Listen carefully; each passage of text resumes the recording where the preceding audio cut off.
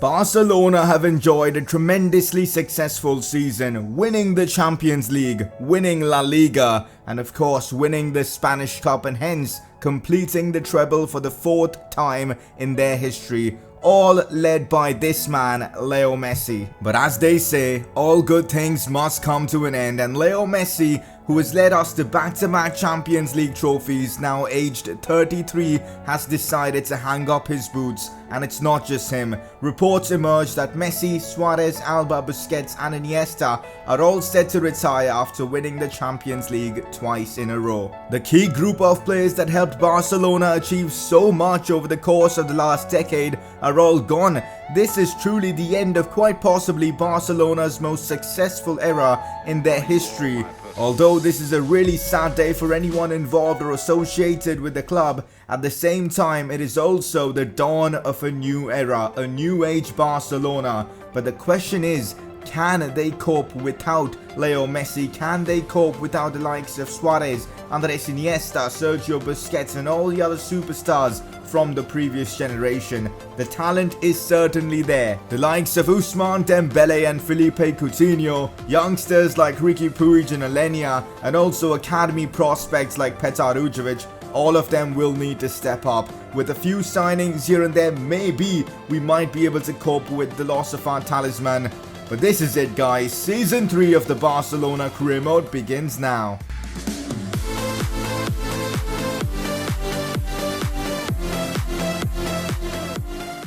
Hey guys, how is it going? It is S2G and welcome to a brand new season of the Barcelona career mode series. This is episode number 3 and we've got so much to do in this Barca career mode. With the likes of Leo Messi, Luis Suarez and all hanging up their boots and retiring, we've got a tremendous job here to try and bring in replacements, make transfers and continue to bring success to the club. So it is going to be an exciting season. Even without the likes of Leo Messi, it's definitely going to be an intriguing one to see how we cope with the absence of our talisman, and let's hope it all goes well. If you guys are hyped for the next season of the Barcelona career mode series, make sure to show your support by dropping a like on this video. That would be greatly appreciated, and if you're watching my content for the very first time, do subscribe for more FIFA 19 career mode content. Before we move ahead with transfers and all that kind of good stuff, I think it's only fair that we appreciate some of the legends of this club that have helped us over the course of the last 2 seasons.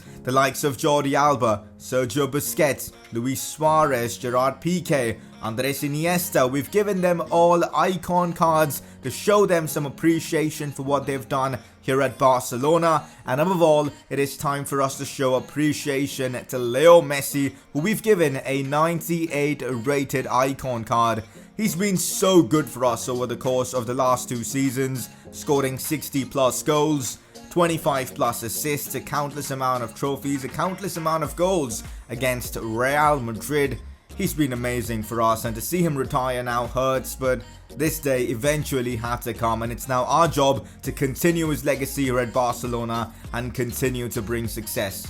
We have a budget of about £438 million, so I reckon in terms of transfer business, it shouldn't be much of a problem for us. So if you guys have any suggestions for transfers, players to bring in to replace all the legends that have left, let me know in the comment section below. Okay, so after of course the core Barcelona players have all left, this is the squad we have here at our disposal, and honestly, it is still pretty incredible. The likes of Coutinho, Mauro Icardi, Ousmane Dembele, Artur, Pogba, De Jong, Grimaldo, Umtiti, Koulibaly, Kimmich, Ter Stegen. That is probably my first team and my best 11 right now, which honestly is very incredible. But I feel like we've got a really weak bench at this point, a lot of low rated players in there, not enough attackers, so we've still got a lot of investments to make this season, which I'm super hyped about. We're definitely going to miss Messi and co, but new superstars may be born here, the likes of Dembele and all.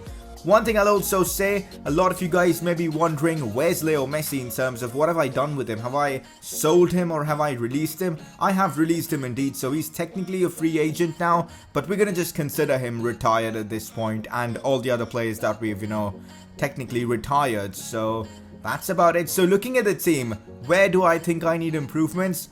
probably a backup striker, because right now our only strikers are Icardi and Abel Ruiz, and Abel Ruiz is a great option, but I feel like an extra striker would certainly help fill that gap left by the departure of Luis Suarez. Maybe an extra winger, and maybe shifting Coutinho to midfield could be a great plan, as we've lost Eriksen and even, of course, Andres Iniesta in midfield. Again, there are just a load of options that we have right now.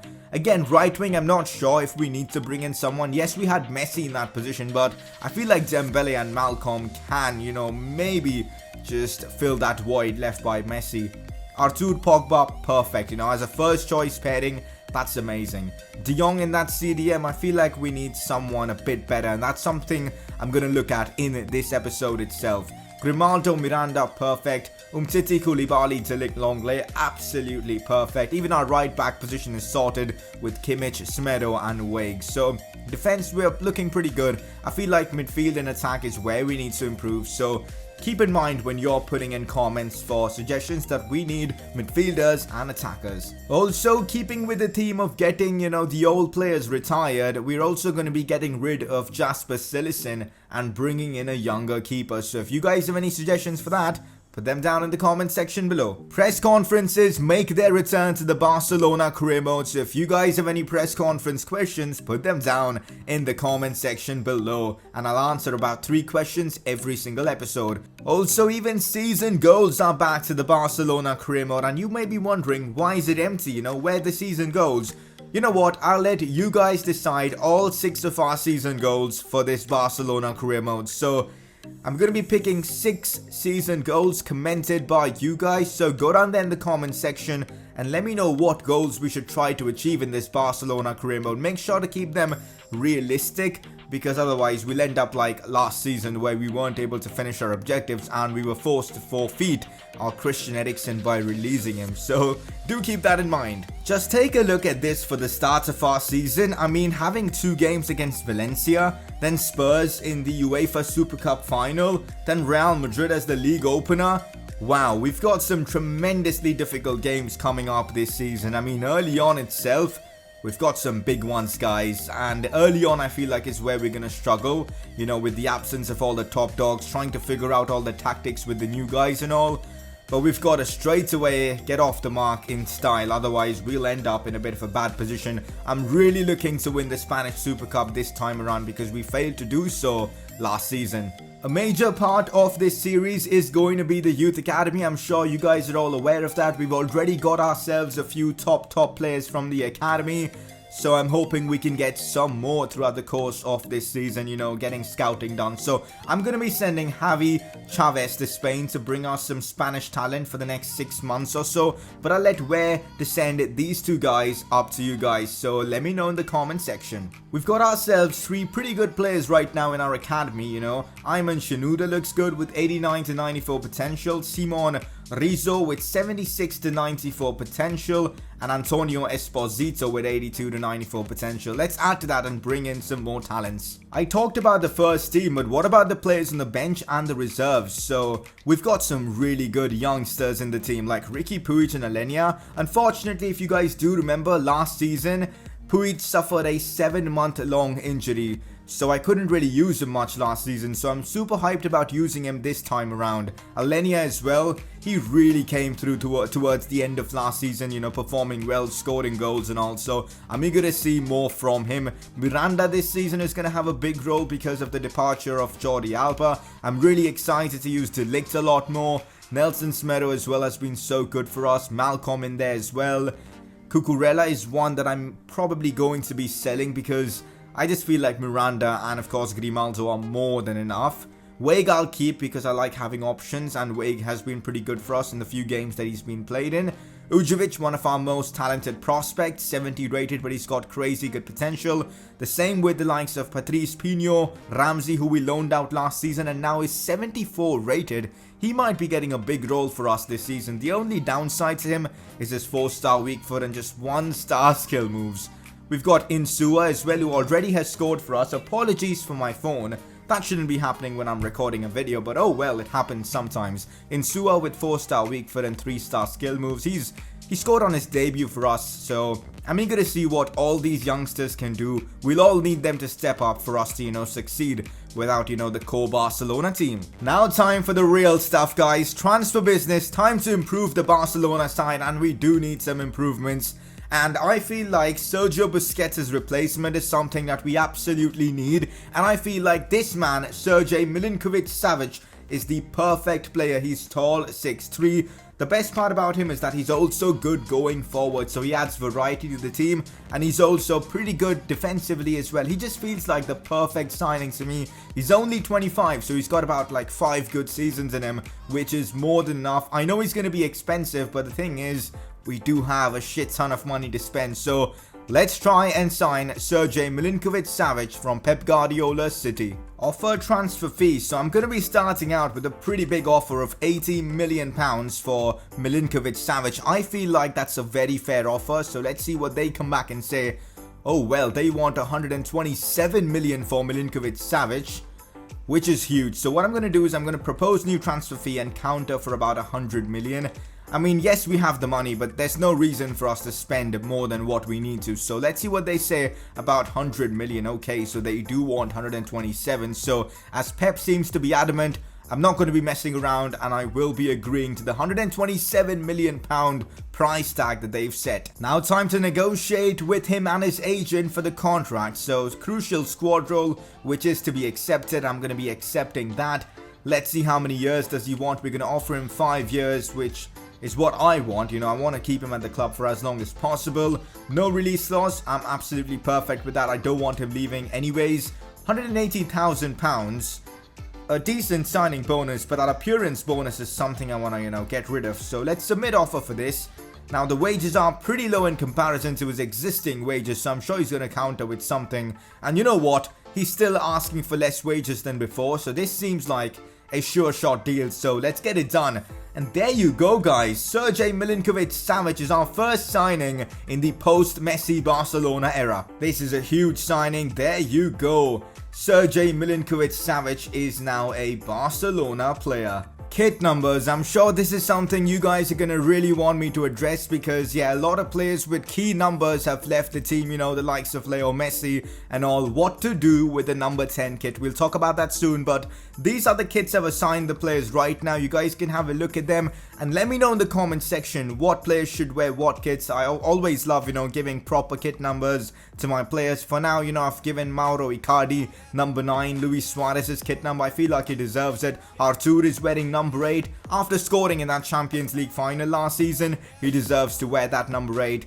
Coutinho 7, Pogba 6, Milinkovic-Savic wearing 5, and the rest goes as it is. But I don't feel like we have a player right now who is worthy of, wearing the number 10. When we find a player who's worthy of wearing number 10, we will give him that, guys, because that shirt carries a lot of weight. We might actually do some kind of a challenge, Maybe the player that scores the most goals this season may get number 10. Again, you guys can let me know your ideas, because this is your career mode as much as it is mine. So, yeah, but for now, these are how the kit numbers are going to work. For the last 2 seasons, Leo Messi has been leading the team as captain, but now it's changing, at least for the first few games. Ter Stegen is going to be leading the team, and then maybe a few episodes later, we're going to be doing a vote on the channel for the player to become the Barcelona captain. So Coutinho is going to be taking our free kicks, Mauro Icardi is going to be taking the penalties, and Coutinho will be taking the corners. We'll be doing a vote for all these things, guys, so you know what, you guys are going to get your say involved in, of course, the series, so don't worry too much about that.